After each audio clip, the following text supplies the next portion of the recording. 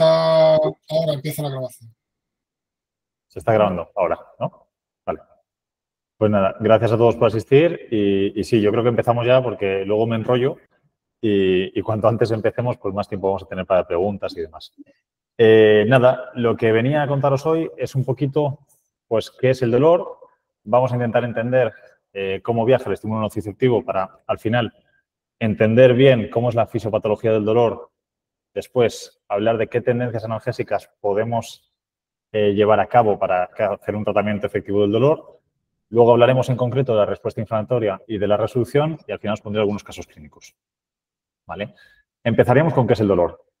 Y el dolor no es fácil, empezamos así, ¿no? Porque el dolor agudo sí que es fácil de entender, ahora luego lo vais a ver. Pero el dolor crónico complica un poco las cosas. Y estamos acostumbrados a ver el dolor como un signo clínico. ¿Vale? Os he puesto aquí la foto de Lettinger y es que en esta octava edición ya se considera el dolor crónico como una patología, pero hasta ahora no era así. ¿Y por qué? Pues porque sabemos que si tenemos una pancreatitis, tenemos dolor asociado a pancreatitis. Resolvemos la pancreatitis, se resuelve el dolor. Tenemos una osteoartrosis y tenemos un dolor en una articulación. Vamos, os iba a decir resolvemos la osteoartrosis, no se puede resolver, pero bueno, tratas la osteoartrosis y controlas el dolor, ¿no? Pero el dolor crónico es una patología en sí mismo, ¿vale? Y así se contempla en las nuevas ediciones de Lettinger y a mí cuando vi que ya lo contemplaba, pues me puso bastante contento, la verdad, porque es algo que hacía falta. Hacía falta entender que el dolor crónico no solo es un signo, ¿vale? También es una patología.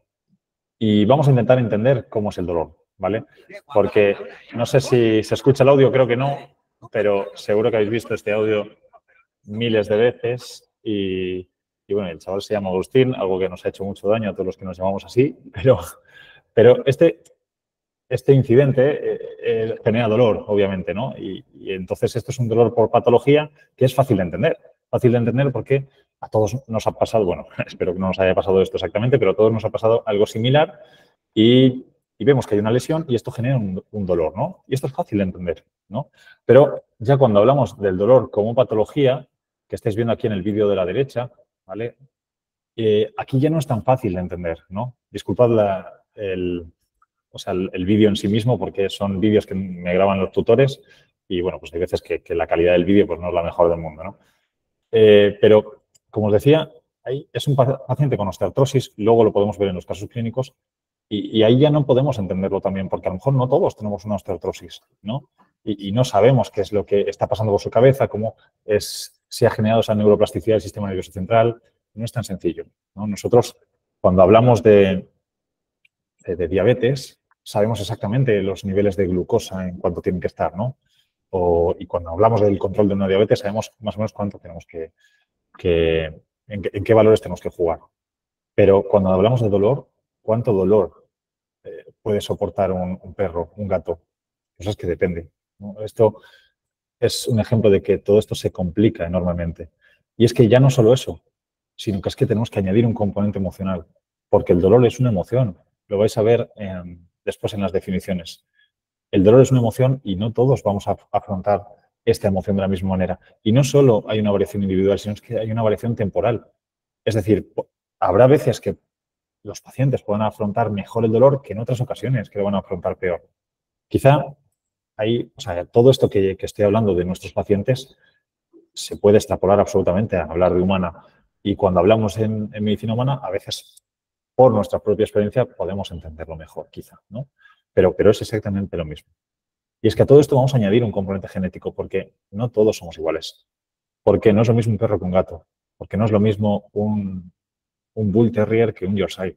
Sabes, que se rompe una uña y llora desde 2 calles antes de llegar al hospital, ¿no? Entonces, hay un componente genético que es indudable.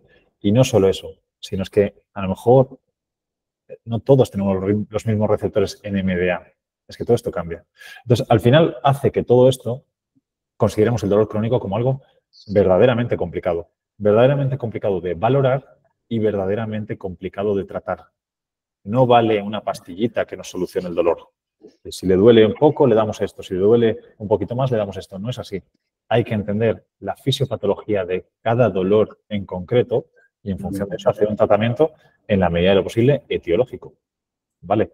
Entonces, Todo esto es para llegar a la conclusión de que el dolor es complicado, ¿no? Y vamos a intentar definirlo. Y ya se definió. Se definió en 1979 cuando la Asociación Internacional para el Estudio del Dolor, AIASP, dice que es una experiencia sensorial y emocional desagradable asociado con un daño tisular real o potencial o descrita en términos de dicho daño. Pues vale, es una definición que es en teoría es muy completa, ¿no? Pero un poco difícil de entender quizá. Pero esa es la definición que ha llegado hasta nuestros días. Sí que es cierto que ahí veis, en el 2022 se dan unas anotaciones para complementar esa definición que se nos puso en 1979. Y son algunas anotaciones en las que dice que el dolor es una experiencia personal, absolutamente personal, ¿vale? Que está influenciada por muchos factores. Que el dolor y la nocicepción no son lo mismo. Que en anestesia no podemos tener dolor. En anestesia tenemos nocicepción. Ahora bien, esa nocicepción va a tener todas las consecuencias que va a tener el dolor, ¿vale? Luego, que el dolor se aprende, ¿no? Se aprende en esta integración del estímulo nociceptivo. Es decir, las experiencias de cada uno con respecto al dolor van a ser diferentes. Esto es muy importante, que cuando una persona manifiesta o un paciente muestra signos de dolor, tiene que ser respetado. O sea, no vale ver que un paciente tiene dolor, hacerle una radiografía, un dolor en el codo, hacemos radiografía del codo, el codo está perfecto, no tiene dolor, se está quejando por quejar. No es verdad. O sea, se está quejando porque le duele. Lo que pasa es que a lo mejor no vemos la lesión, pero porque no todo es tan sencillo. Porque a lo mejor se ha generado una neuroplasticidad que ahora genera dolor. Y a lo mejor el dolor está en otro sitio. O sea, la lesión, perdón, está en otro sitio. Entonces, que esto es más complicado como lo que a lo mejor estamos acostumbrados, ¿no? Y después, el dolor normalmente, o sea, puede cumplir una función adaptativa. Y ahí hablamos del dolor agudo, ¿no? El típico, te quemas con una llama y quitas la mano rápidamente. Bien. Pero cuando el dolor se cronifica, cuando el dolor se convierte en una patología, ya no tiene una función adaptativa. Y hablamos de un dolor mal adaptativo, donde tiene efectos adversos sobre la funcionalidad y el bienestar social y psicológico, ¿vale? Y el último punto, muy importante para nosotros los veterinarios. Ahí hay un apartado que dice, la incapacidad para comunicarse no niega la posibilidad de que un humano o animal experimente dolor. Ahí estamos hablando de, por ejemplo, pacientes pediátricos de humana o animales, o todos nuestros pacientes. Y luego hay una definición que a mí me gusta particularmente, ¿vale? Que no es nada oficial, pero esta es una enfermera, McCaffery, que en 1986 dijo, el dolor es todo aquello que siente una persona cuando dice que tiene dolor. Parece un juego de palabras, pero en este juego de palabras radica que el dolor es un todo y que al final te afecta en toda tu vida, porque el dolor pues, va a afectar en tu día a día, ¿no? Bien, pasamos y vamos a pensar el por qué tenemos que tratar el dolor. Y vaya, lo primero es que tenemos un compromiso ético, ¿no? O sea, somos veterinarios, en teoría nos gustan los animales y no podemos verlos sufrir. O sea, tenemos que velar por el bienestar animal. Perfecto. Pero es que, más allá de eso, tenemos que entender que el dolor tiene unas consecuencias. Y tiene unas consecuencias porque genera una activación del sistema nervioso simpático.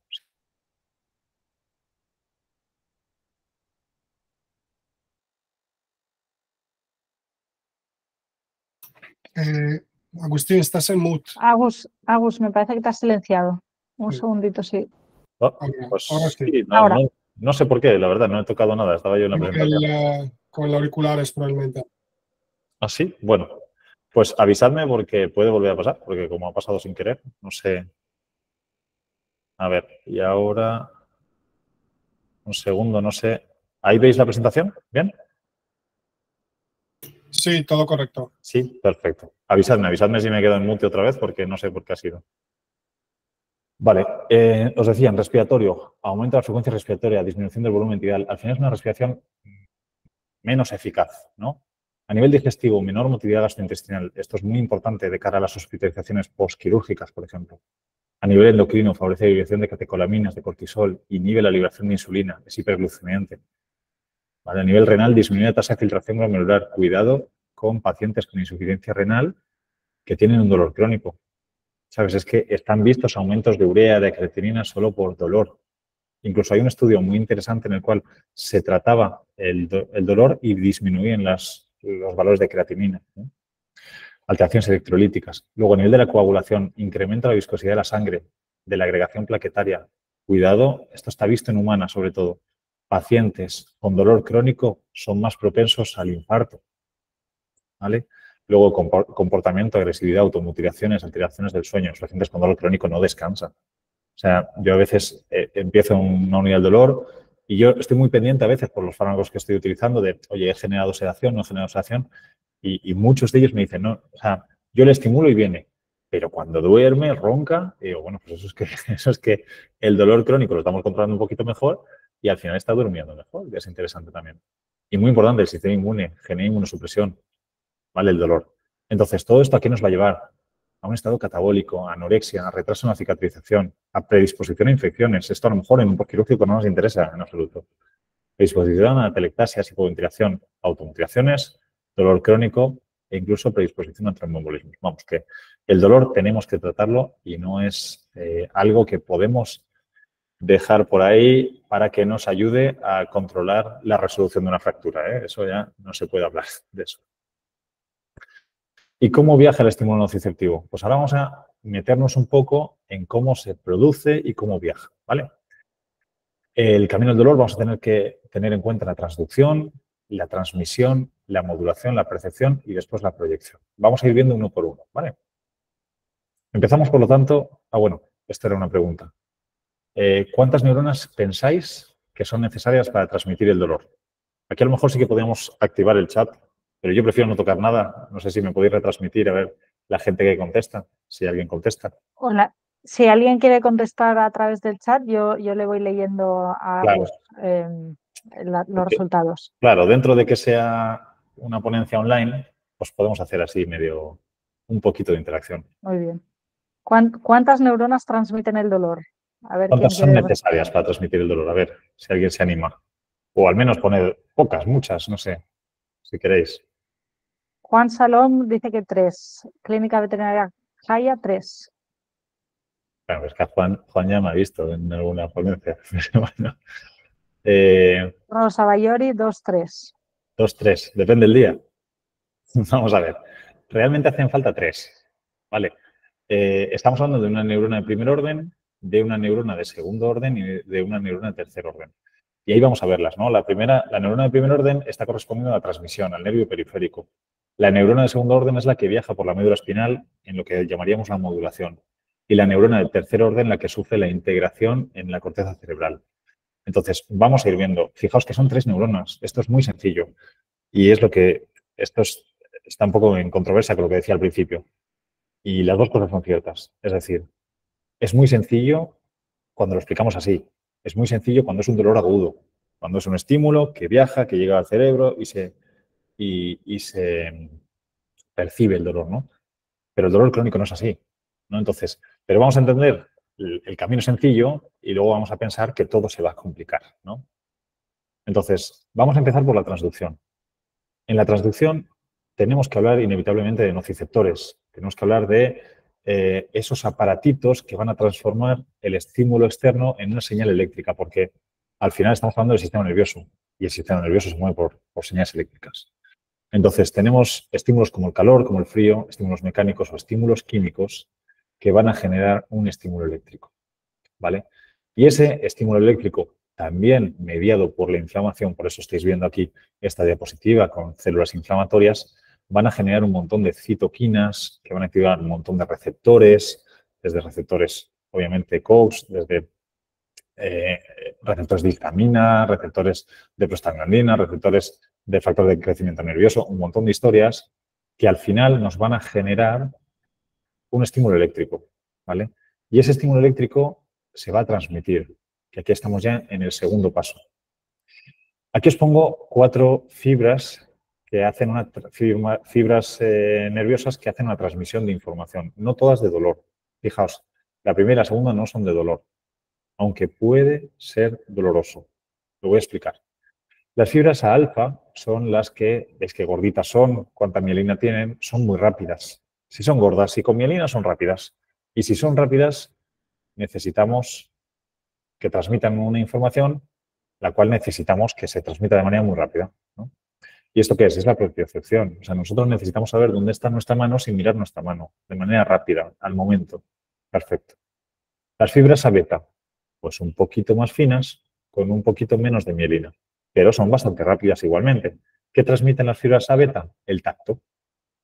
Las fibras A delta, ahí ya estamos transmitiendo estímulo doloroso, ¿vale? Son bastante rápidas las A delta también.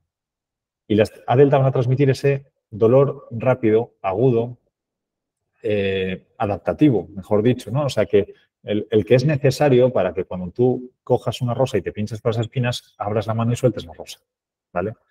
Y luego tenemos las fibras C, que son muy puñeteras, hablando claro, porque las fibras C son amielínicas, son muy finas, por lo tanto es un dolor bastante lento, un dolor mal localizado, un dolor que, por ejemplo, podemos pensar en ese dolor inflamatorio, es decir, el dolor visceral, sin ir más lejos, es un ejemplo de un dolor mediado por fibras T, porque las vísceras están muy inervadas con las fibras T. Es un dolor, como os decía, mal localizado. A ti te duele el abdomen, no te duele el páncreas, no te duele el hígado. Tú no puedes saber qué es lo que te está doliendo ahí, ¿vale? Entonces, son diferentes fibras que van a transmitir el dolor o no dolor, pero de diferente manera. Y después de esta transmisión, fijaos aquí en esta primera diapositiva, o sea, en esta primera imagen, cómo todas las fibras van a llegar al ganglio del asta dorsal de la médula espinal y después van a llegar al asta dorsal de la médula espinal, donde todas hacen una sinapsis en esta neurona de segundo orden, ¿vale? Hasta ahora, la transmisión era neurona de primer orden. Aquí en esta modulación hablamos de neurona de segundo orden. Y es que en esta neurona, en esta sinapsis, también se nos da la posibilidad de que entren en juego un montón de neurotransmisores, de citoquinas, de receptores e incluso de neuronas inhibitorias, en las cuales parece, la imagen de la derecha, que es un lío, pero la realidad es que, además de ser un lío, que nos quito razón, pero son un montón de oportunidades para tratar el dolor, ¿vale? Sobre todo un dolor que ya se está cronificando, porque cuando algo se cronifica, sobre todo se altera esta parte, ¿vale? Entonces, ahí estamos con receptores NMDA, con el sistema GABA, con los receptores, con la sustancia P, que va en los receptores NK. Tenemos muchas cosas aquí que podemos tratar, ¿no? Y después de esto llegamos a la percepción, una parte que a mí me parece súper interesante, ¿vale? Porque hasta ahora estamos hablando de nocicepción. Fijaos en esta actualización de la definición del dolor, del 2020 nos decía, nocicepción y dolor no es lo mismo. Pues es verdad, no es lo mismo. Está bastante relacionado, claro que sí, pero necesita de esta percepción del dolor, ¿no? Así pues, hablamos de que el estímulo que venía de la modulación de la médula espinal va a llegar primero al sistema límbico. Y en el sistema límbico, que es el responsable de las emociones, va a repercutir en que, obviamente, el dolor va a generar emociones negativas en su mayoría, ¿no? Lo normal, emociones de enfado, de tristeza, ¿no? Está bien, si has leído 50 sombras de Grey o has visto las películas, pues a lo mejor este sistema límbico te ha cambiado un poco, ¿no? Pero bueno, al margen de esto, en nuestros pacientes, obviamente, es frustración, tristeza, enfado, ¿no? Porque hay pacientes que, por ejemplo, van a mostrar agresividad, por ejemplo. Más allá de eso, llega el estímulo a la corteza somatosensorial. Y en esta corteza somatosensorial va a ser la encargada de decir qué duele, cuánto duele, dónde duele, ¿vale? Es algo bastante objetivo. Y aquí sufre la integración, o sea, hace la sinapsis en la neurona de tercer orden y hay una integración en la corteza prefrontal. Y esto es muy interesante, porque la corteza prefrontal es absolutamente individual y atendiendo a tus experiencias pasadas, tu nivel sociocultural, tu nivel académico, los dolores previos, el día que lleves, vas a percibir el dolor de una manera diferente, ¿vale? Y aquí vemos que cómo se integra esta señal nociceptiva en la corteza prefrontal, pues va a depender de muchas cosas, del estado emocional, del entorno físico y social, experiencias pasadas, neurobiología, función cognitiva, ¿vale? Entonces, absolutamente individual en cuanto al individuo, si se puede decir esto, pero es que además en el tiempo. O sea, no hay dos dolores iguales. No hay dos dolores iguales. Y esto es muy interesante, ¿vale? Después de esto, una quinta parte en este camino que algunas alguna bibliografía no la contempla, otra sí, habla de la proyección. Y la proyección te está hablando de cómo desde esa corteza prefrontal se mandan estímulos descendentes, muchas veces inhibitorios, aunque cuando hablamos de dolor crónico a veces son excitatorios, de cómo modular las nuevas señales eléctricas que van a subir, ¿vale? Entonces, esto va a ser interesante también, porque, por ejemplo, sin ir más lejos, se está jugando un partido de fútbol, ahora que estamos ahí en medio de la Eurocopa, y te dan una patada en la espinilla y te dicen, venga, levántate que en caliente no duele. Claro que no, en caliente no duele o no duele tanto, ¿no? ¿Por qué? Porque tienes una proyección inhibitoria descendente en la cual tú estás pendiente de un partido de fútbol, de un resultado, de cómo va, ¿no? Si vas ganando, si vas perdiendo, si el ejercicio físico. Ahí están catecolaminas circulantes. Entonces, cuando todo eso desciende, ¿vale? Cuando termina el partido, ahí empieza a doler, ¿vale? Obviando que a lo mejor puede haber un componente inflamatorio que poco a poco se está dando, ¿no? Pero al final es verdad, o sea, en caliente no duele, ¿no? Pues es que ahí estamos viendo cómo el dolor es absolutamente individual y el dolor es temporal también, ¿vale? Y en cuanto a la proyección, esto yo no sé de fisioterapia, no sé de rehabilitación, ¿vale? Pero es que trabajo con rehabilitadores porque al final, en cuanto a la unidad del dolor, pues es algo muy complementario, ¿no? Y bueno, sé que en la proyección se habla mucho de la teoría de las compuertas. Y la teoría de las compuertas, si aquí alguien sabe de rehabilitación, podrá a lo mejor estar de acuerdo conmigo en que es una de las bases de la rehabilitación, justamente, ¿no? Esta teoría de las compuertas. En 1959, Patrick David Wall dice que hay interneuronas inhibitorias que se comparten. Así pues, tenemos aquí arriba, veis como las fibras A beta, que son las que van a transmitir el tacto, y luego por debajo las fibras C, ¿no? Si hay fibra C, hay dolor, obviamente, pero si hay una fibra C abierta, o sea, digamos, generando dolor, y luego también estás estimulando una fibra A beta, resulta que la estimulación A beta genera una inhibición, ¿no? Y a lo mejor esa inhibición se genera de modo, o sea, en forma de interneurona inhibitoria que se comparte con la fibra C. Entonces, ese, por ejemplo, ¿no? Ya os digo, me estoy metiendo a lo mejor en un ámbito que a lo mejor no controlo tanto, pero esa pequeña vibración del TENS, por ejemplo, puede generar la sensación de alivio de un proceso doloroso, ¿vale? Es igual que los masajes, ¿vale? ¿Por qué los perros se lamen zonas donde tienen un dolor crónico? Porque lo que es la estimulación de la fibra A beta mediante el tacto, mediante el lamido, va a generar, sin saberlo, un poco de alivio en cuanto a la transmisión del dolor de una fibra C, por ejemplo. Para los que tengáis hijos, el cura sana cuando frotamos un poco la herida un golpe de un hijo, es que es lo mismo, ¿no? Al final estás siguiendo la misma teoría, ¿no? Bien, ahora vamos a hablar de dos problemas que se nos pueden dar cuando tenemos dolor, cuando nuestros pacientes tienen dolor crónico. Y hay un problemita y hay un problemón. El problemita es una sensibilización periférica, que quizá no es ni hasta problemita, porque aquí estamos hablando de que se nos genera una lesión tisular, se nos generan mediadores inflamatorios, se nos genera una inflamación donde tenemos la lesión y obviamente si tú tienes un dedo inflamado y te das un golpecito en ese dedo inflamado, pues te va a doler mucho más que lo que te dolería habitualmente y esto es una hiperalgesia. Y digo que esto no es un problema tan fuerte o incluso no es un problema porque esto tiene una función adaptativa de protección de la zona lesionada y esto es bueno. O sea, aunque el dolor no sea bueno, esto pues cumple una función, ¿vale? Ahora bien, cuando esta estimulación es mantenida y llegan todo el rato estímulos al asta dorsal de la médula espinal, al final se nos genera una neuroplasticidad o una neuroinflamación. O sea, ya no solo está inflamada esa lesión tisular de manera local, sino que se nos acaba inflamando, entre muchas comillas, la propia médula espinal. La propia médula espinal en ese segmento medular.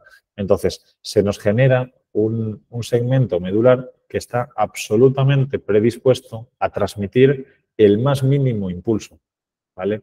Produciendo, por ejemplo, niveles altísimos de glutamato, de sustancia P, que nos van que van a hacer su acción en los receptores NMDA, en los receptores AMPA, y nos van a generar hiperalgesia y alodinia. Y esto sí es un problema, ¿vale? Y es un problema que tendremos que tener en cuenta de cara al tratamiento, ¿vale?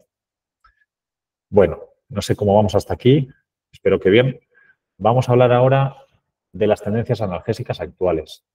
¿Qué es lo que tenemos que hacer para tratar eficazmente a nuestros pacientes? Tenemos que hablar de analgesia preventiva. No sé por qué va solo. Vale, perdonad, pero aquí va un poco solo. Bueno, os lo cuento, ¿vale? Ha ido un poco rápido, pero os lo voy a contar. Lo siento porque no sé por qué han mandado tan rápido estas 3 diapositivas. En lo que es la analgesia preventiva, estamos hablando de cuando tenemos un estímulo, o sea, una lesión, se nos va a generar una hiperalgesia, ¿vale? Que poco a poco va a ir descendiendo. Perfecto. Esto es lo habitual. Cuando introducimos un analgésico después de la lesión, con lo cual no estaríamos haciendo una analgesia preventiva, estamos hablando de que se nos genera una ventana en la cual interrumpimos esa hiperalgesia, pero además no llegamos a un valor basal, ¿vale? Entonces, bueno, estamos consiguiendo un alivio, obvio, pero no de una manera tan eficaz como cuando hacemos una analgesia preventiva, en la cual sí que generamos, digamos, que no haya una hiperalgesia posterior. Esto está muy enfocado a la analgesia quirúrgica, realmente, o sea, y cuando sea posible, porque no puedes dar a tu mascota o a tu paciente analgésicos porque sabes que ese día lo van a atropellar. Esto no funciona así. Entonces, pero sin embargo, para una cirugía de tipo electivo, una ovariosterectomía, por ejemplo, tú puedes dar una analgesia previa, ¿vale? Para que cuando se genere el estímulo nociceptivo este no se transmita bien. Y no se transmite bien y no genere cambios en esa médula espinal, en esa memoria del dolor que nos pudiera dar problemas de sensibilización central, o sea, periférica central, ¿vale? Entonces, ahí la analgesia preventiva. En la segunda tendencia analgésica hablábamos de la analgesia multimodal. La analgesia multimodal no viene a ser otra cosa que utilizar diferentes fármacos, diferentes productos en cada uno de los niveles de la transmisión del dolor, ¿vale? De nada sirve poner 5 antiinflamatorios diferentes porque todos son antiinflamatorios y todos van a tener el mismo mecanismo de acción, solo incrementaríamos los efectos secundarios. Sin embargo, sí que sirve y es muy interesante pues poner un fármaco, un producto que actúe en la transducción, otro en la transmisión, otro en la modulación y otro en la percepción, con diferentes mecanismos de acción y entre todos ellos van a conseguir una acción muy sinérgica y entre todos ellos también nos vamos a permitir reducir quizá las dosis y que consigamos un tratamiento muy efectivo del dolor, ¿vale? Y ya por último, en esta escalera analgésica de la OMS, ¿vale? Ahí ya parece que la presentación me ha dado tregua y aquí sí que se queda y parece que a partir de aquí va a ir bien, espero, ¿vale? La Organización Mundial de la Salud saca una escalera analgésica de la OMS a finales del siglo XX, ya ha pasado el tiempo, ¿no? En la cual se establecen pues, unos niveles de tratamiento atendiendo en su inicio al dolor oncológico, ¿no? Es como un acuerdo de mínimos de qué debemos utilizar para el dolor oncológico. Lo que pasa es que después gustó bastante y esto se ha extrapolado a cualquier tipo de dolor, sobre todo crónico, ¿no? Bien, esto está bien, ¿no? Estuvo bien, asentó unas bases. Lo que pasa es que ahora mismo ya no estamos ahí. No estamos ahí porque todo evoluciona y porque realmente creo que no está bien. Me explico. O sea, no vaya a ser yo el que diga que la Organización Mundial de la Salud ha hecho algo que no está bien. Pero es mejorable y lo hemos mejorado. ¿Qué quiere decir?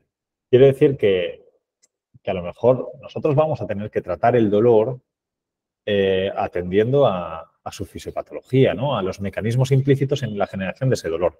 No vamos a tratar lo mismo un dolor de una manera que un dolor de otro estilo, porque a lo mejor los mecanismos que lo han producido son diferentes, ¿vale? Y es que a lo mejor no podemos, nuestros pacientes no nos van a permitir empezar por el primer escalón, después al segundo. Es que muchas veces a mí en la unidad del dolor me llega un tutor que dice, mira, vengo aquí porque es la última oportunidad para que le trates el dolor y lo hagas mejorar y si no, lo eutanasio. Y muchas veces me dicen, hablando claramente, mira, vengo porque ya no funciona el Librela. Pues vale, o sea, es que hay un montón más de técnicas, hay un montón de cosas. Entonces, en esos pacientes en los cuales el tutor, por ejemplo, no me da margen de ir subiendo escalones, tengo que ser muy agresivo al principio. Y ahí tenemos la solución con el ascensor analgésico de la OMS. Y esto del ascensor analgésico de la OMS es algo como medio cómico, ¿no?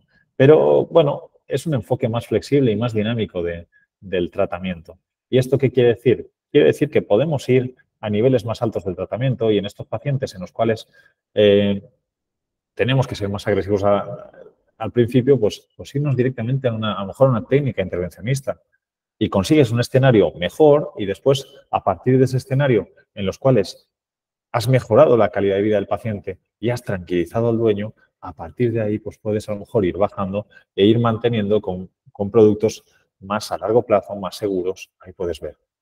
¿Vale? Entonces te va a aportar una mejora en la manera de afrontar estos casos más complicados. ¿Vale? Bien. Y todo esto, como bibliografía, hay mucha bibliografía, pero en el 2022 salieron las directrices de la Sociedad Mundial de Animales de Compañía y en esta BESABA podemos ver toda esta información sobre reconocimiento, evaluación y tratamiento del dolor, ¿vale? Para que lo sepáis, que es muy, muy completo. Un poquito extenso, ¿eh? Son más de... O sea, son unas guías internacionales que son como 120 páginas o sí, es un poco largo. Bueno. Y ahora vamos a hablar de la resolución del proceso nociceptivo, ¿no? O del proceso inflamatorio, quizá. Y para hablar de esto tenemos que hablar de los ácidos grasos. ¿Vale? Los ácidos grasos, la verdad que han demostrado tener mucha capacidad y es un poquito un cambio de paradigma, pero quizá no un cambio, sino una complementación al paradigma que teníamos previamente. Y es que nosotros tenemos muy instaurado el uso de antiinflamatorios, pero digamos que los antiinflamatorios van a generar, pues eso, antiinflamación, una menor inflamación, pero esto es un cambio o una complementación en la cual podemos acortar los tiempos de la resolución, los tiempos de la inflamación, ¿no? Sabéis que tenemos ácidos grasos omega 3, omega 6. Antes se parecía que eran muy buenos los dos, ¿no? Que cuando yo empecé con esto de la unidad del dolor, hace años se decía, no, porque lo que tienes que conseguir es una proporción omega 3, omega 6 adecuada, no sé qué. La verdad que he olvidado hasta la proporción que se indicaba en ese momento. Lo que se ha visto ahora es que realmente son los omega 3 los que tienen la capacidad de mejorar a nuestro paciente, como hablando de resolución del proceso inflamatorio, ¿vale? Entonces, ¿cómo vamos a hablar de esta resolución natural? Pues fijaos, nosotros cuando nos damos un golpe o sufrimos un traumatismo o lo que sea, pues obviamente se va a generar una inflamación. Y de manera natural, sin que nos tomemos nada, nosotros vamos a generar unas sustancias que son resolvinas, ¿vale? Y con estas resolvinas vamos a, su propio nombre dice, resolver la inflamación. ¿Resolver la inflamación a partir de qué? Pues a partir de ácidos grasos que nosotros tomamos en dieta habitualmente, ¿no? Bien. Entonces, y para eso, pues, al cabo de horas, días, se nos genera una resolución. Perfecto. ¿Vale? Entonces, ¿cómo generamos nosotros estas resolvinas? Pues aquí lo interesante es que los generamos justamente con las mismas enzimas, los generamos con la COPS. Es decir, el que se generen sustancias de resolución de una inflamación solo va a ser posible cuando se haya generado inflamación previa. ¿Vale? Y esto, pues, en nuestro organismo tiene todo el sentido del mundo y al final, pues, bueno, llevamos años de evolución para que nuestro organismo, pues, sea competente y esto, pues, así lo demuestra. Pero nosotros, quizá, con el tema antiinflamatorios, pues, estamos cambiando un poco esto y tenemos que tenerlo en cuenta, ¿vale? Con esto os quiero decir que no es lo mismo una sustancia, o sea, la utilización de unos ácidos grasos omega 3 que un antiinflamatorio. Hay gente, yo he escuchado, que dice, no, en vez de un antiinflamatorio vamos a dar un ácido graso omega 3 como antiinflamatorio. No, no exactamente, porque no es un antiinflamatorio. Fijaos en estas gráficas como un antiinflamatorio va a hacer que efectivamente se genere menos inflamación, pero que la duración de la misma no se vea alterada, ¿vale? Cuando una sustancia proresolutiva, un tratamiento proresolutivo, podemos estar hablando de los ácidos grasos omega 3, vayan a generar un acortamiento en el tiempo de inflamación, ¿vale? Entonces, esto es un poco, tenemos que tener estos conceptos claros y lo que os decía al principio, que se necesitan las mismas enzimas. Entonces, al final, si ponemos un antiinflamatorio, no se va a generar inflamación o se va a generar menos inflamación y no se va a generar resolución o se va a generar menos resolución. ¿Vale? Entonces, ahí tenemos que jugar con estas nuevas reglas del juego que antes, o yo por lo menos, no las conocía, ¿no? Entonces, esto es bastante interesante a tener en cuenta. Y esto nos plantea, oye, ¿qué será mejor? ¿Dar antiinflamatorios para que haya menos inflamación? ¿Dar ácidos grasos omega 3 para que esta inflamación dure menos? Bueno, pues es que el truco está, o al menos mi recomendación es que a lo mejor no hay que elegir, ¿no? Es que a lo mejor estamos planteando que un antiinflamatorio va a hacer que haya menos inflamación y un tratamiento pro-resolutivo va a hacer que esa inflamación dure menos, pues es que a lo mejor podemos conseguir esto cuando nos juntamos los dos, ¿vale? Y ahí es un poco lo que yo estoy haciendo en la unidad del dolor actualmente. Y es que yo quiero que una inflamación dure menos tiempo. Y podéis decirme, bueno, pues que es un dolor crónico. Constantemente se está generando inflamación. Sí, claro que sí, pero si nosotros constantemente estamos poniendo, no sé, como qué símil utilizar ahora, ¿no? Pero estamos llenando un cubo de arena y por otro lado también lo estamos quitando, pues podemos guardar cierto equilibrio, ¿no? Pero eso, entonces al final acaba siendo interesante la combinación de ambos, ¿no? Para ello. Y bueno, más allá de mi opinión, porque, bueno, mi opinión tampoco es tan importante, ¿no? ¿Qué dicen los expertos de verdad, ¿no? Pues los expertos de verdad, no sé si habéis escuchado el COAST, ¿no? Las guías COAST sobre la clasificación de osteoartrosis canina, ¿no? Para el tratamiento de osteoartrosis canina. Pues bueno, contemplan esta información y contemplan que, hablando de ácidos grasos omega 3, tienen una recomendación unánime, ¿vale? Desde que hay osteoartrosis. Fijaos, hago una pequeña introducción. Las etapas del COAST, en 0 es clínicamente normal, sin riesgo de osteoartrosis. Es un paciente, digamos, 100% sano, ¿vale? El COAST 1 es un paciente que clínicamente parece que está sano, pero ojo, cuidado, que en el futuro puede tener osteoartrosis, ¿vale? Y ya cuando hablamos de COAST 2, 3 y 4, ya son pacientes que tienen osteoartrosis. Aquí no nos complicamos. Leve es el 2, moderado es el 3 y severa es el 4. Perfecto. ¿Qué dicen estos expertos en cuanto a los nutracéuticos que los estáis viendo aquí? Bueno, hablamos entonces de las recomendaciones que dan, porque aquí se juntaron varios expertos y en lo que todos estuvieron de acuerdo, recomendación unánime. En lo que la mayoría estuvo de acuerdo, recomendación mayoritaria. En los que la minoría estuvo de acuerdo, recomendación minoritaria. Pues fijaos que los ácidos grasos omega 3 es que tienen una recomendación unánime en que funcionan, en que se deberían utilizar. ¿Vale? Fijaos que la dieta articular también la incluye, pero ojo, es que la dieta articular muchas veces tiene ácidos grasos omega 3, entonces estamos jugando el mismo juego, ¿no?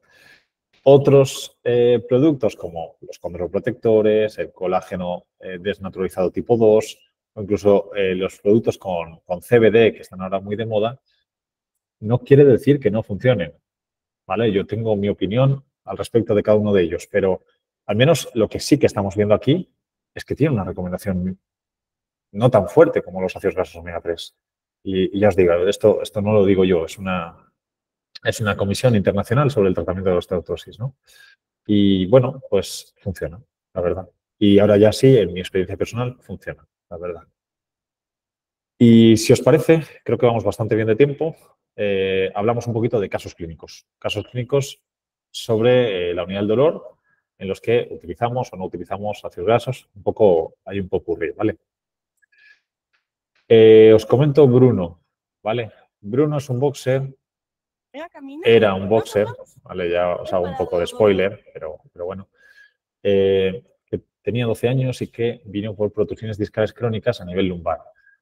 Estas protusiones discales crónicas las vimos con TAC, no eran quirúrgicas, precisamente porque eran crónicas. Entonces, al final, no se iba a conseguir una buena recuperación y además que era prácticamente toda la columna lumbar, ¿vale?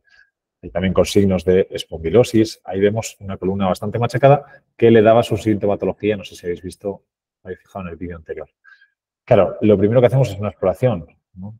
Una exploración, vemos la marcha, vemos cómo está, hacemos una exploración de lo que es la columna, ¿vale? Y vemos que Bruno era un perrito muy alegre, pero efectivamente no estaba bien, ¿no? Entonces, bueno, pues establecemos tratamiento. Tratamiento que busca, lo que os decía al principio, muchas veces no corregir una cojera, ojalá la corrigiéramos, ¿no? Pero lo que busca es dar calidad de vida a nuestros pacientes. Y entonces, en cuanto al tratamiento, incluye una pérdida de peso. El peso lo tenemos que tener en cuenta siempre. Dimos antiinflamatorio, dimos ácidos grasos omega 3 junto con sustancias por resolvinas, que ahí tenemos el Resolmega. Dimos también el compuesto a base de vitaminas del grupo B y del nucleótido CDP, que la verdad que yo en su momento lo puse por los déficits neurológicos, ¿no? Yo lo entendía como casi entre comillas, como un complejo multivitamínico que va a enlentecer la progresión de los déficits neurológicos. Lo que pasa es que sí que hay bibliografía reciente que te dice que para el dolor neuropático parece que está funcionando bien. Entonces, bueno, eso me enteré a posteriori y dije, joder, pues mejor que mejor, ¿no? Y luego, muy importante, tenemos que caracterizar el tipo de dolor. Y este dolor es un dolor de tipo neuropático. Es un dolor en el que está afectado el sistema nervioso central. Bueno, en este caso central, contra la médula espinal, y muy probablemente ligeramente periférico, si se me permite hablar de esta manera, porque las raíces espinales también pudieran estar afectadas. Entonces, ahí estamos hablando de fármacos como pregabalina, gabapentina o ketamina. En esta ocasión, a Bruno le sentaba fatal la gabapentina, lo dejaba dormido por 2 meses, ¿no? Entonces, nada, eso no podíamos poner. Pero, sin embargo, la ketamina, en una administración subcutánea, 0,5 miligramos kilo semanal durante un mes y después mensual, que es una pauta que sí que está publicada, pero que quizá no tiene un peso bibliográfico fuerte, soy sincero, pero bueno, sí que está funcionando bien, ¿no? Y dices, bueno, ¿qué sentido tiene, no? El dar una ketamina que va a durar media hora en el concepto de un dolor crónico. Bueno, pues este sentido tiene de como hacer pequeños reset en cuanto a los receptores NMDA. Es como casi tener un ordenador encendido por 2 años y lo decides apagar durante media hora. Ostras, pues cuando lo enciendes no funciona igual, ¿no? Pues esto seguiría un poquito el mismo símil. Veis que pone ketamina en vez de poner amantadina, porque la amantadina es otro antagonista del receptor NMDA que pudiéramos usar. Bien, se podía usar antes de la crisis del COVID, porque resulta que la amantadina es un antiviral y desde la crisis del COVID pues, se nos ha restringido su uso pues, para reservarlo un poco para tema de virus y demás. Y la verdad que yo en estas cosas, a ver, se puede conseguir y se puede administrar, pero yo creo que tenemos que tomárnoslo en serio. Entonces, la ketamina funciona perfectamente, ¿vale? Y bueno, vemos resultados, ¿no? Este es Bruno después del tratamiento, ¿vale? Ahí lo veis y podéis decir, bueno, no tiene un caminar normal. Claro que no, claro que no. O sea, implícito a su marcha, a su mejoría, vienen unos déficits neurológicos en los cuales no tenemos tanta capacidad de acción, ¿no? Ojalá, pero no mejora tanto. Y bueno, en la unidad del dolor yo utilizo escalas para valorar un poco la evolución, porque decíamos al principio, el dolor crónico es complicado. Sí, es complicado. Es complicado de entender, es complicado de sobrellevar y es complicado de valorar, ¿vale? Entonces, las escalas nos ayudan a intentar objetivizar algo que es del todo subjetivo, ¿vale? Entonces, ahí hicimos escalas CBPI, ¿vale? Que vienen de la Universidad de Pensilvania, que están validadas ahora ya en su uso en español, que los compañeros de la Complutense las validaron hace bien poquito. Y vimos como, bueno, valores, va sobre 100, ¿eh? De 0 a 100. Y, pues, obviamente, valores de 100 son horribles y valores de 0, pues, el paciente no debería estar en la unidad del dolor, ¿no? Porque estaba muy bien. Entonces, vimos que al principio del tratamiento había una mejoría muy fuerte, ¿sabes? O sea, vimos con la fisiopatología del dolor de Bruno, utilizamos los productos, los fármacos que necesitaba y ahí hubo una mejoría importante. Os he puesto antes el tratamiento. El tratamiento fue ese al inicio, lo que pasa es que luego, claro, sufre variaciones, ¿no? Sobre todo, yo lo que más varío es el antiinflamatorio, porque intento reducirla a la dosis mínima efectiva o en muchas ocasiones incluso quitarlo. Los nutracéuticos que no me van a generar grandes efectos secundarios, pues no me molestan. A mí no me molestan. Si el dueño, su bolsillo o en el cumplimiento de la pauta les molestan, pues ahí ya vemos, ¿no? Pero yo intento dejarlos. Ahora bien, tema antiinflamatorios, pues intento jugar a conseguir esa dosis mínima efectiva o retirarla. Bueno, decíamos, va bastante bien, lo estáis viendo, pero sí que es verdad que ahora, a inicios de este año, hay un empeoramiento importante. Utilizo esta escala CBBI y utilizo la escala VAS, que es la visual analógica, y la DIVAS, que es la visual analógica dinámica, es decir, tras una exploración por mi parte. Fijaos que se correlacionan bastante bien, ¿vale? ¿Es subjetivo? Sí, es subjetivo, ¿vale? Pero dentro de la subjetividad, y que obviamente no es el mismo valor, joder, vemos cuando mejora y cuando empeora, ¿no? Entonces, nos pueden orientar bastante bien a cómo podemos valorar el dolor de nuestro paciente. Y vemos que ahí hay un empeoramiento importante. Digamos que farmacológicamente yo no tenía mucho más que ofrecer, ¿vale? Entonces le planteo, oye, vamos a hacer un intervencionismo. ¿Por qué no? Vamos a hacer una epidural, lumbosacra, con bupivacaína, con morfina y con dexametasona, ¿vale? Entonces, ahí hacemos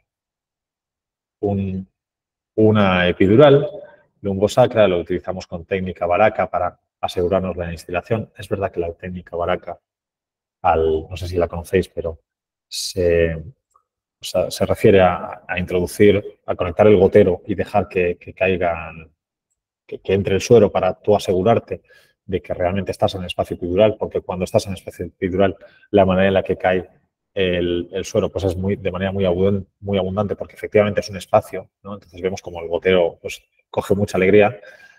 Esta técnica Baraka inevitablemente diluye un poco los fármacos y eso nos puede alterar. Entonces yo hago técnica Baraka muchas veces, pero intento meter, o sea, que se introduzca la mínima cantidad de fluido. Una anotación, ¿vale? Y fijaos que la evolución es bastante buena. Fijaos que tenemos unos déficits neurológicos inherentes, no se pueden quitar, ojalá, pero no se pueden quitar. Pero la evolución fue buenísima. Y no sé si lo veíais antes en las escalas, es que bajó un montón. Entonces, realmente fue muy bien. Ahora bien, os decía antes al principio del caso, un pequeño spoiler, y es que hablaba en pasado, ¿no? Que Bruno ya no está con nosotros, es verdad, Bruno ya no está con nosotros, porque al final los déficits neurológicos se hicieron un poco inasumibles por parte de la tutora, en la que el paciente pues, se orinaba encima, se defecaba muchas veces y además el dolor volvió a empeorar un poquito, porque me podríais preguntar a lo mejor después, oye, ¿cuánto tiempo dura esta epidural lumbosacra? Pues depende, ¿no? Pero en este caso en concreto eso es muy variable. En este caso vino a durar unos 2-3 meses. Entonces ya cuando se planteó de nuevo y yo fui sincero con la tutora, dije, mira, le podríamos quitar el dolor de nuevo porque yo creo que sí podría estar indicada, pero los déficits neurológicos son los que son. O sea, yo poniendo una epidural no voy a hacer que deje de orinarse encima. Y bueno, al final ahí se tomó la decisión y se hizo la eutanasia humanitaria, que al final la eutanasia tenemos que verla como el último tratamiento, ¿no? Es también un tratamiento. O sea, a veces el dar la paz, el descanso a un paciente es importante también, ¿vale? Bueno, os he puesto aquí un caso un poco particular para los amantes de la medicina felina, ¿no? Porque parece que tenemos, bueno, parece no, la verdad es que en la unidad del dolor tengo más perros que gatos y no es que les duelan más a los perros que a los gatos, lo que pasa es que digamos que hay más conciencia o como nos toca pasearlos, los tutores se dan más cuenta, ¿no?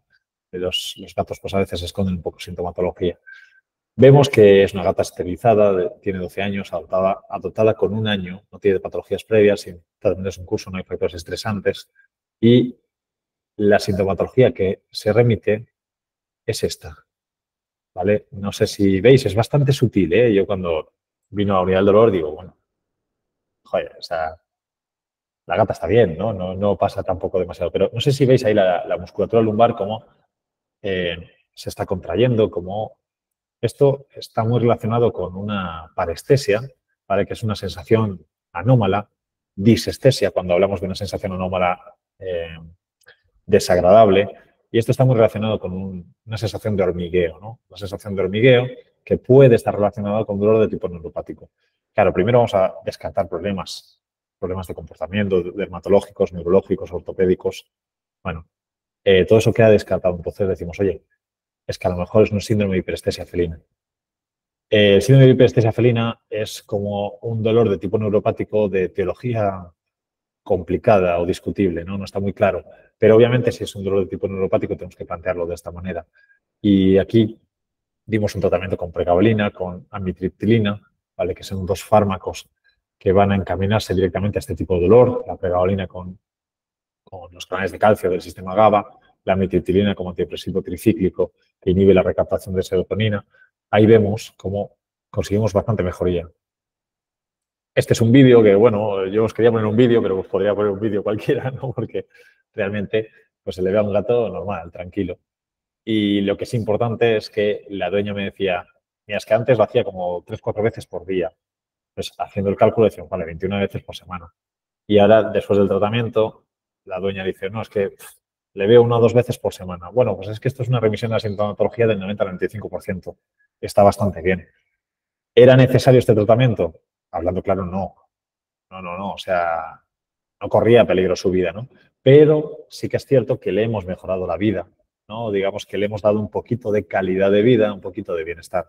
Y oye, y esto es interesante también, ¿no? Porque al final el tema de la unidad del dolor es esto, es dar calidad de vida a nuestros pacientes y tranquilidad a sus tutores. Tengo un último caso, no sé si queréis que pare ya o lo damos. Lo digo, o sea, yo Yo no creo tengo, que podemos, yo lo creo que podemos podemos dar hacerlo y pasamos a y luego, preguntas. venga, pues lo vamos a hacer. Este último caso es Cody, que es un pitbull de 10 años de 55 kilazos. Ahí ya vemos un problema, ¿no? Y este es el perrito que os enseñaba al principio, diciendo que el dolor crónico es absolutamente individual y es muy complicado, ¿no? Y el motivo por el cual viene es que el Librela ya no funciona, ¿no? Y desgraciadamente el Librela es un fármaco que es muy útil, pero es demasiado fácil de administrar y con resultados demasiado buenos incluso sin saber, ¿no? Y ahí pasó esto, que vino porque, bueno, el Librela ya no hacía efecto, a ver si a Agus se le ocurre algo, ¿no? Entonces, bueno, teníamos que ir un poco a ver cuál era el problema. Y, joder, pues tenía bastantes problemas, la verdad. O sea, tenía un codo destrozado que se le había operado previamente. Ahí tenía bastantes problemas también en el tercio posterior, aunque no se ha puesto radiografías. Y entonces, ¿cómo abordamos el dolor? Bueno, vamos un poco a lo de la escalera analgésica de la OMS. Es que a lo mejor no debemos hacerlo de esta manera, ¿no? Es que a lo mejor, entre comillas, es cutre hacerlo de esta manera, porque nosotros no tenemos que tener un fármaco que diga, si duele un poquito, uso esto, si duele un poco más, uso esto, y si duele mucho, uso esto. Pues es que no es así. O un bombero echa diferente agua dependiendo de la altura de la llama. Pues es que no funciona así, ¿no? Entonces, tenemos que ver exactamente cuál es la fisiopatología de ese dolor en concreto, o al menos la fisiopatología que nosotros esperamos, ¿no? Que creemos que pueda tener. Y a partir de ese momento, pues establecer un tratamiento etiológico. Os iba a decir entre comillas etiológico, pero no, sin las comillas, etiológico, ¿no? Ver cuál es el problema. En este caso hemos planteado una pérdida de peso y os adelanto, no la he conseguido. O sea, es el perro de... Sus tutores trabajan en un horno y no es posible hacerle perder peso. O sea, absolutamente imposible. En este caso se dio calprofeno, se dio gabapentina y se dio el Resolmega. Aquí tenemos un componente nociceptivo claro. Así como el primer caso os hablaba de un componente neuropático, en este caso es un componente nociceptivo donde la inflamación cobra una importancia tremenda. Y en esta inflamación, lo más importante es el antiinflamatorio y los ácidos grasos omega 3. Es decir, que haya menos inflamación e intentar contrarrestar, en cuanto a duración, la inflamación que se está generando constantemente. ¿Vale? ¿Por qué además utilizo gabapentina?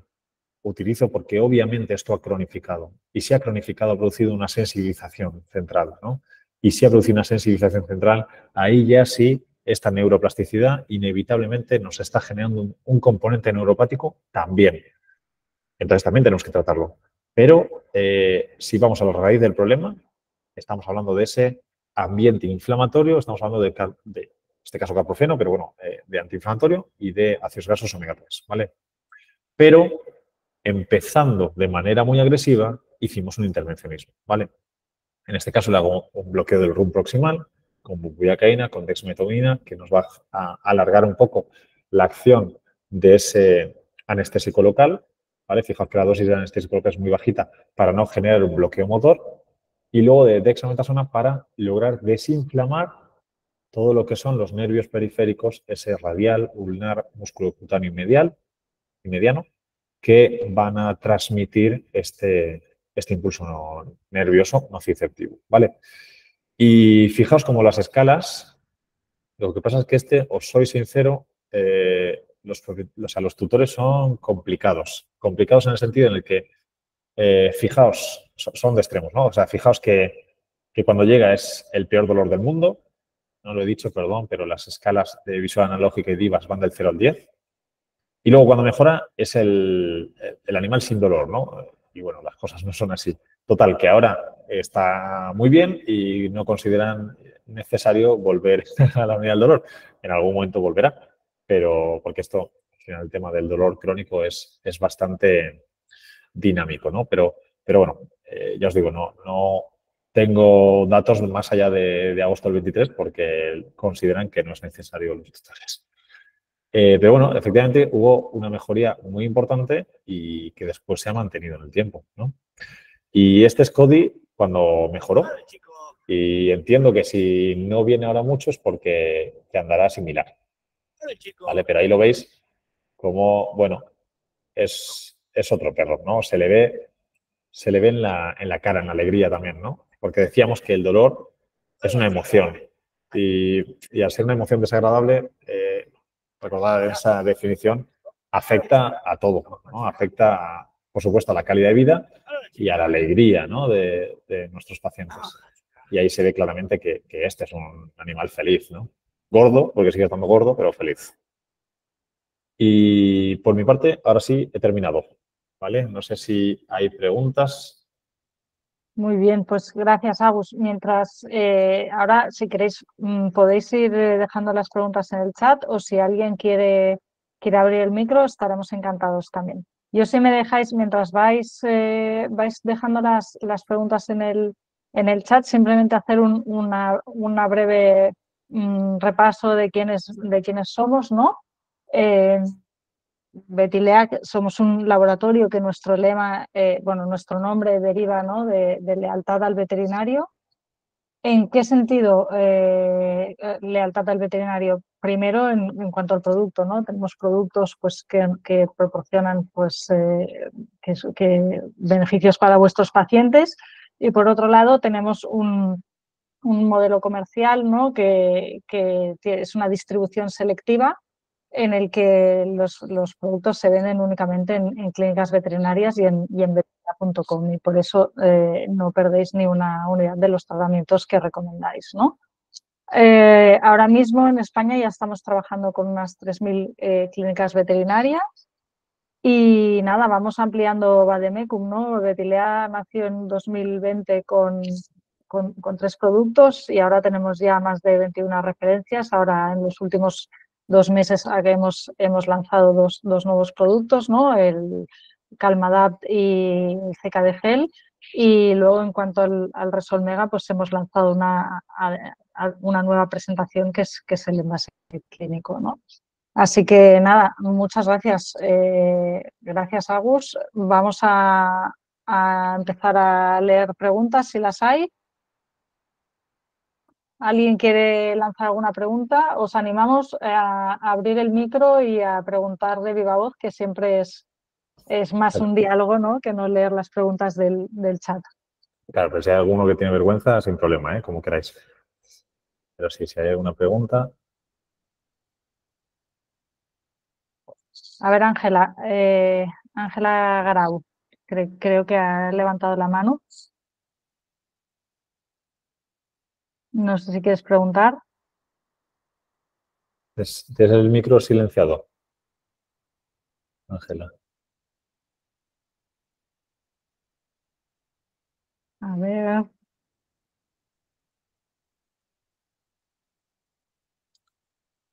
Si no hay preguntas, yo no sé si es bueno o es malo, ¿eh? Elsa, yo no sé si Sí. todo ha quedado muy claro o si se han dormido todos. A ver, Fernando Martín. A ver, tenemos una primera pregunta. ¿Cuál es tu opinión sobre los derivados del cannabis? Vale. O sea, mi opinión es que funcionan. Realmente hay indicios de que funcionan. Personalmente creo que funcionan. Tenemos receptores CB1, CB2 en diferentes puntos del cuerpo, ¿no? Tanto periféricos como sobre todo centrales. Creo que es un buen producto a nivel de la percepción del dolor, ¿vale? Lo que pasa es que el consenso nos dice que hay una recomendación, digamos, minoritaria, no es una recomendación mayoritaria. Y es cierto que con respecto a la legislación que tenemos del cannabis, fijaos que lo que se está comercializando muchas veces es aceite de cáñamo, ¿sabes? O sea, no es CBD exactamente, o no es CBD con THC, que parece ser que lo mejor que hay es esa combinación, porque al final acaba siendo sinérgica, ¿no? Hay gente, incluso hay laboratorios que te dicen, no, el THC horrible porque genera adicción, genera la sintomatología psicotrópica. Sí, es verdad, pero como todo entra en juego la dosis, ¿no? Y al final el que haya una combinación, una sinergia en proporciones controladas hacen que coja mucha más fuerza y efectividad. Al hilo de esto, en cuanto a la legislación vigente con el tema del cannabis, nos hace que no se pueda comercializar CBD. Lo que se comercializa es aceite de cáñamo. Y ese aceite de cáñamo se ha visto que incluso tienen diferente cantidad de CBD, 2 botes del mismo lote del mismo producto, ¿sabes? Entonces, hay mucha variabilidad y no está muy claro cuánto CBD estamos dando cuando damos CBD, ¿no? Cuando damos un producto con CBD. Pero subjetivamente sí creo que funciona y sí que utilizo realmente. Le utilizo tanto vía oral como también utilizo en pomada, por ejemplo, el Beticrim que tenéis en Betilia. En Betilia lo uso en postquirúrgico realmente, ¿sabes? O sea, cuando hay una trauma o algo así, yo le pongo ahí una aplicación y no sé si funciona, ¿no? Al final está dentro del marco de analgesia multimodal y todo ayuda. Pero sí creo que pueda funcionar, aunque falta más un poco de evidencia, ¿no? Os hablo de opinión personal, sobre todo. Pero sí. Muy bien, seguimos. Fernando, no sé si querías preguntar algo. Sí, Sí, Fernando, adelante. sí, Hola, pues Fernando. hola, Buenas tardes. gracias por la presentación, muy interesante. En este caso que has puesto el último, el tercero, el gordito, el pitbull, Sí. comentabas, bueno, como que Librela es muy fácil de usar y ¿crees que estamos abusando de Librela? O sea, que ven un perro cojo y tiramos de Librela con demasiada alegría y tal vez habría que reservarlo.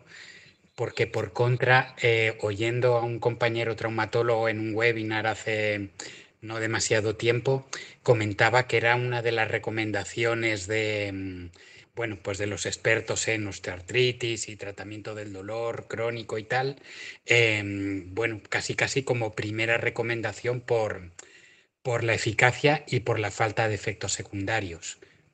¿Tú qué piensas de Vale. rollo Librela?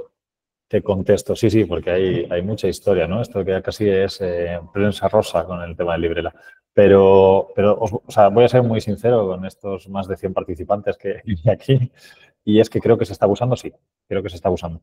Es cierto lo que comentaba el compañero traumatólogo, ¿eh? Es en las guías del consenso, de la misma manera que, o sea, en las guías COAST, por ejemplo, como primera elección está el antiinflamatorio y también están los anticuerpos monoclonales. Eso es cierto. ¿Vale? Entonces ahí no puedo decir lo contrario. Pero opinión personal, creo que se está abusando de ello, sí.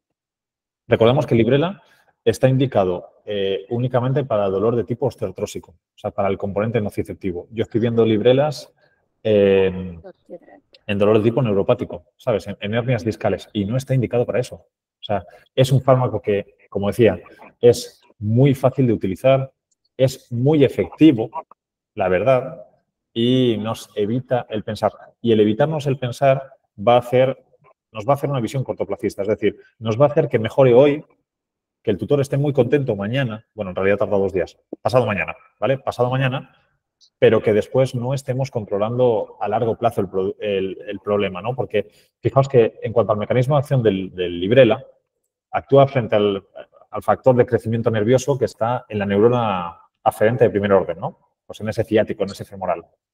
Perfecto. Yo actúo ahí y entonces es un mecanismo de acción muy similar a un bloqueo locorregional. O sea, yo para una rodilla, ¿no? Una osteoartrosis de rodilla. Yo para la cirugía bloqueo ciático y femoral. Pues es que el Librela, actuando en ese factor de crecimiento nervioso en el ciático y en el femoral, va a tener una acción, entre comillas, similar, ¿no? Y lo que pasa es que la inflamación se sigue generando. ¿Sabes? Es que cuando yo hago una intervención quirúrgica, o sea, cuando se hace una intervención quirúrgica y yo hago un bloqueo, es que yo hago un bloqueo, pero es que además pongo antiinflamatorio. ¿Sabes? Entonces, el Librela es buen fármaco, no voy a ser yo el que diga lo contrario, pero también necesita saber utilizarlo y creo que con, o sea, el cómo está diseñado e incluso el cómo se nos recomienda a veces, es que no hace falta pensar y ese es el problema. No sé si te he respondido a la pregunta. Vamos, tengo la misma opinión que nos olvidamos del peso del perro, de si los protectores son eficaces, pues de darlos, de hacer ejercicio, fisioterapia. Claro. Es muy importante que el Librela no sustituya una analgesia multimodal. Sí. No, de ninguna manera. ¿Podría entrar dentro de una analgesia multimodal? Podría y debería. Pero no nos podemos olvidar de esa tendencia analgésica, no podemos. O sea, es importante hacer una analgesia multimodal. Sí. Gracias. Muy bien, pues muchas gracias. No sé cómo vas de tiempo, Agus. Yo voy bien, Sí, ¿Sí? no os preocupéis. Vale, Sí. Pues seguimos con Marta Pla. No sé si quieres abrir y luego seguimos con las del chat, que tenemos unas cuantas. Bueno, yo tengo una pregunta. Agus, en casos que necesitas un rescate, porque por lo que sea resulta que has saltado del coche y hay un pico de dolor y queda, pues, ¿qué haces? ¿Una infusión de lidocaína 6, 8, 24 horas? ¿Ketamina? ¿Las combinas? ¿Intervencionismo? ¿Qué te gusta hacer? Claro. Mira, pues la verdad que podemos hacer un poco de todo, ¿no? Habrá que ver cada caso en por concreto. descontado. Claro. Imagínate que es un paciente que tiene un AINE crónico. Entonces, el rescate no lo puedes hacer con AINE. Ahí, en ese caso, pues me gusta a lo mejor tirar de paracetamol, hablando de perro, ¿eh? No de nada de gato. Pero a lo mejor el paracetamol pues puede funcionar bien y demás. Estoy hablando de casos semileves. ¿Y el paracetamol ¿no? lo vas a dar como los ingleses a 30 miligramos kilo cada 12 horas? No, lo estoy dando entre 10, 12 y medio miligramos kilo cada 12. Porque hay gente que dice que a 10 miligramos kilo el paracetamol no es agua bendita, no hace nada, que necesitas de 20 a 30. Sí, lo he escuchado. Pues yo veo efectividad, la verdad. ¿Sí? O sea, sí, a lo mejor lo mismo en el ámbito de una analgesia multimodal. Es decir, yo estoy dando paracetamol cuando ya lleva un antiinflamatorio de base, ¿vale? Sí, por el contrario, es un paciente en el cual yo ya he retirado el antiinflamatorio o nunca lo usé, porque a lo mejor era un caso así más leve, pues obviamente el rescate analgésico intentaría tirar con antiinflamatorio, porque es una inflamación lo que se ha generado, porque estamos hablando de un dolor irruptivo incidental, de un traumatismo. Entonces, ahí lo mejor que sería es eso. Ahora bien, si me planteas un caso pues, muy complicado, muy grave, hablabas de infusiones continuas de lidocaína, que también, claro que sí, se podría llegar a usar, no debería haber problema. ¿Sabes? Infusiones. A mí, por ejemplo, la lidocaína me gusta muchísimo, pero para dolor de tipo visceral, por ejemplo. Para dolor de tipo visceral, para eso me funcionan bastante bien. Luego, a lo mejor tiraría más con infusión de ketamina, ¿sabes? Pero mezcladas. O sí, o haces una lidocaína ketamina, podríamos jugar. Sí, se pueden hacer un poco lo que consideres. También, ya te digo, entrarían en juego dos factores. Un factor es qué tipo de traumatismo se ha generado o qué patología de base. Un caso hipotético, un multimodal osteoartrósico que tiene Librela, GABA, omega 3, que más o menos está bien y de golpe pues viene o porque se han saltado alguna pastilla, que luego es más fácil porque reinicias el tratamiento, o porque ha hecho algo pues que no tocaba y Claro. el perro está dolorido, ¿no? Sí, Luego, yo creo que bueno, en ese ver un caso poco esto, ¿no? Si escoges tiraría primero el sobre todo de... paracetamol o el tramadol, Sí, ¿qué te gusta más? ¿El tramadol o el el paracetamol en estos casos? paracetamol, la verdad. El Vale, el tramadol no me tramadol no te termina. fías, ¿eh? No, pero joder, estamos hablando de todo lo que teníamos que hablar, de la prensa rosa absolutamente. Tenemos ya la controversia del Librela y ahora la del tramadol. Claro, es que Eh, esto es lo que pasa en el día a día, que a Esto es veces lo dices, mejor ostras, este perro de parece tener que el las tramadol se preguntas. le hace algo, pero a Sí. otro parece que no le Mira, des nada ahí, y el tema está del siempre así. tramadol, el tramadol tiene dos mecanismos de acción, Sí. ¿vale? Un mecanismo de acción que está mediado por opioide, en la Ujú. cual el tramadol no hace nada en el receptor mu, pero el metabolito M1 sí. Ahora bien, el M2 no. Entonces, depende cómo metabolices. Se ha visto que aproximadamente el 40% de los perros metabolizan bien, o sea, pero el 60% no. O sea, entonces, Claro. ahí habrá perros que sí y habrá perros que no. Y es que eso es lo que nos encontramos. De, oye, a este sí que le ha funcionado y a este no. Pues es que es así. O sea, la farmacocinética nos dice que es exactamente así. Bueno, esto pasa Lo lo que mismo pasa- con la GABA. Con la GABA y la Sí, pregabalina. Es mucho más sí. eficiente la pregabalina que la GABA. A mí me gusta más la pregabalina, sobre todo de cara al cumplimiento del propietario, porque la gabapentina, si somos estrictos, sería cada 8 horas. Claro. Y la pregabalina nos permite cada 12. Entonces, cada 8 yo no puedo pautar, porque cada No. 8 no me aseguro. La gente no lo cumple. No. Y el segundo mecanismo del tramadol es una inhibición de recaptación de serotonina, por ejemplo. ¿Vale? Entonces, ese efecto sí va a tener efecto, sí o sí. Lo que pasa es que es un efecto más menor, o sea, ¿sabes? No tan importante. Pero bueno, el tramadol es un... Sí, también se puede usar, pero antes tiro el paracetamol, esa es la verdad. Vale. Sí, sí. Muy bien. Muy bien, Nada, era esto, comentar estas cosas. Gracias, Marta. muy bien, gracias. A ver, Rosana Saiz de la Mata, si tienes experiencia con el uso de la ketamina subcutánea en gatos, la pauta que has comentado en perros. Sí, a ver, se están animando ahora con las preguntas, ahora sí que hay cositas. Sí. Menos que en perros, la verdad que menos, porque los gatos, no sé, primero porque tengo menos gatos, ¿sabes? Porque los gatos tienen la misma artrosis o más, pero vienen menos, ¿vale? Pero sí que he usado en algún caso y hay mejoría de manera muy similar. O sea que sí, se puede utilizar y en teoría debería funcionar de la misma manera. No debería haber problemas ni de, o sea, entre comillas, de ketaminización, es decir, de delirio, de rigidez. Estamos hablando de dosis de 0,5 miligramos kilo semanales. O sea, esa dosis es irrisoria. Cuando se ven los efectos de ketaminización es cuando se usaba la ketamina como inducción. Y para ketamina como inducción estamos hablando de dosis de 5 o 10 miligramos kilo. Nada que ver, ¿sabes? Entonces, esa dosis de 0,5 miligramos kilo, difícil de cargar en algunos casos porque las concentraciones más habituales de los productos que nos venden son 100 miligramos kilo. Entonces, difícil de cargar, pero no debería haber problema y debería funcionar. Sí, sí. Muy bien. Voy a dejar las de omega 3 para el final, pero están un poco relacionadas. Vale. ¿Cómo tratas la hiperestesia felina? A ver, la hiperestesia felina es un dolor de tipo neuropático y al ser un dolor de tipo neuropático tendríamos que abarcar ese umbral. Entonces, los principales, por ejemplo, en el artículo que os he puesto antes durante la presentación, no sé si puedo volver a él, no estoy compartiendo ahora, ¿no? ¿O sí? No. No. No, pues no sé si, a ver, voy a intentar compartir rápidamente. A ver.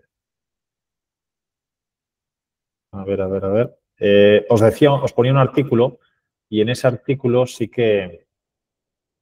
¿Ahora estoy compartiendo? Sí, ahora Vale. sí. En ese artículo sí que aquí, ¿veis? Ahí se explica diferentes opciones del tratamiento. En cuanto a los que demostraron mayor efectividad, está la pregabalina con la amitriptilina. Este es el que demostró una mayor eficacia. Hay mucha gente mucha gente, la verdad que no mucha gente porque esto no es algo tan habitual, pero que utiliza gabapentinoides solos, pero la combinación de pregabalina con amitriptilina parece ser que es la que mejores resultados está dando. Y yo lo he tratado de esta manera, os soy sincero, o sea, no es una casuística elevadísima porque tampoco la hay, ¿no? Tampoco la estoy teniendo. Muy bien, pues venga, hacemos una y luego las dos del Resolmega y cerramos, si te parece. A Vale. ver, Rocío Sánchez te da las gracias y te hace dos preguntas. ¿Qué tipo de analgesia darías a un perro con quemaduras por atropello, además de antiinflamatorios y antibiótico? Vale, entiendo que está hospitalizado. O bueno, si está hospitalizado, el tema de quemaduras por atropello o quemaduras en sí mismas se ve muy beneficiado con el uso de ketamina, ¿vale? Porque la ketamina es un analgésico de tipo somático que nos va a funcionar muy bien en este tipo de heridas, ¿vale? Os decía, si está hospitalizado es muy sencillo hacer una infusión continua. Una infusión continua no mejora, pero 6 miligramos kilo hora debería funcionar bien, ¿vale? Y si no está hospitalizado, pues utilizaría una pauta similar a la descrita en términos de neuroplasticidad de osteoartrosis. Ese 0,5 miligramos kilo semanal durante un mes y después mensual puedes utilizar. Pero que te puede salir de ahí también. Me refiero, si tú le pones 0,5 miligramos kilo cada día, pues es que no vas a tener ningún problema tampoco. Entonces, la ketamina creo que sería un fármaco bastante interesante al hilo de eso. También, además de antiinflamatorio, que nos van a controlar la inflamación local, pues pensar algo a nivel un poquito más central podría ser interesante, ¿no? A lo mejor tiras también con un paracetamol, con un metamizol, con un Norotil, por ejemplo, también podríamos funcionar para ver si ese estímulo nociceptivo que estamos intentando acortar en lo que es la propia inflamación, ¿vale? Después no se nos transmite hacia centros más superiores. Y si luego todo esto se nos complica, pues ya entonces podríamos meter pues, desde gabapentinoides, podríamos jugar con algo más, incluso CBD también. Sí, sí. ¿Y tienes cuál es una pregunta? ¿Cuál es tu opinión sobre dar productos como el CBD, por ejemplo, para, por ejemplo, una gingivoestomatitis crónica felina? Vale.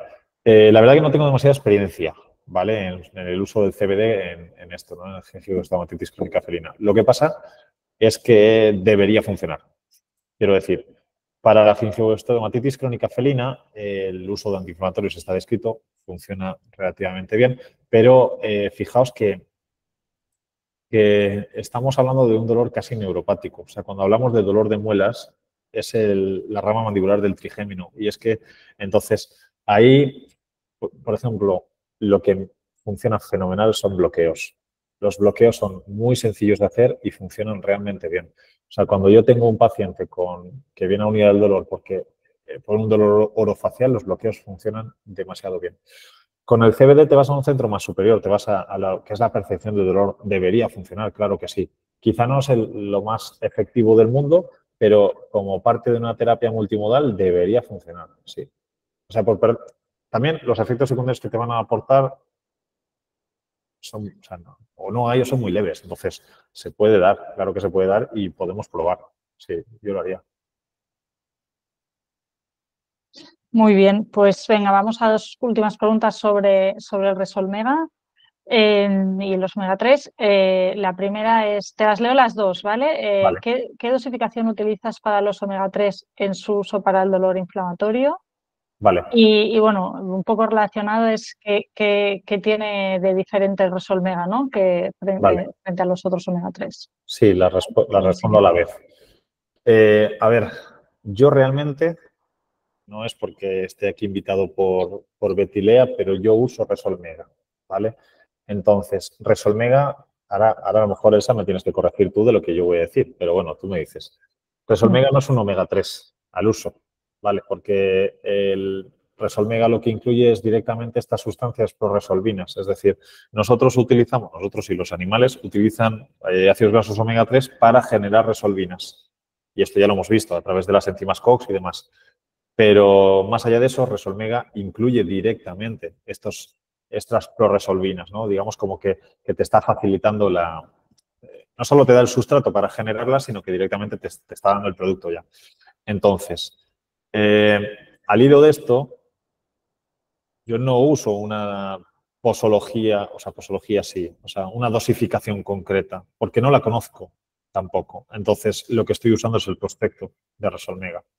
¿Sabes? Porque ya no es una cantidad de ácidos grasos en concreto, sino que es que como aquí ya te está incluyendo las resolvinas y yo no he encontrado tampoco, no sé, bibliografía que te diga dosis de resolvinas esta, no sé qué tal. Yo estoy usando el prospecto de Betilea Resolmega, la verdad.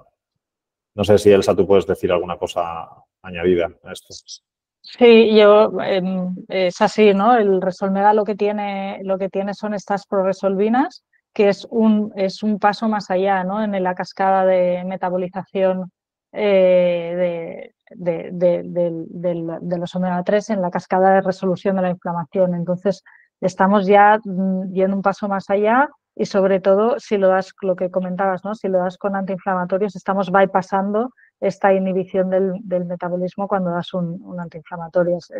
Es decir, nosotros Resolmega, como bien decías, no es un omega 3 más, sino que son los metabolitos activos, ¿no? del DHA y del EPA, que son estas proresolvinas. ¿Vale? Yo no me complico, igual el prospecto y uso eso. O sea, sí, sí. Muy bien, pues nada, se nos está haciendo, bueno, ya casi nos hemos pasado media hora de la charla, así que agradecerte, Agus, una vez más que estés aquí con nosotros compartiendo tu sabiduría y muchas gracias a todos los participantes por participar y de manera activa. Así que nada, esperamos veros pronto en nuevas ediciones y bueno, para los que no hayan podido asistir, pues que recibirán la grabación como siempre hacemos. Así que nada, muchas gracias y buenas tardes. Gracias, hasta luego. Gracias. Hasta luego. Gracias. Gracias.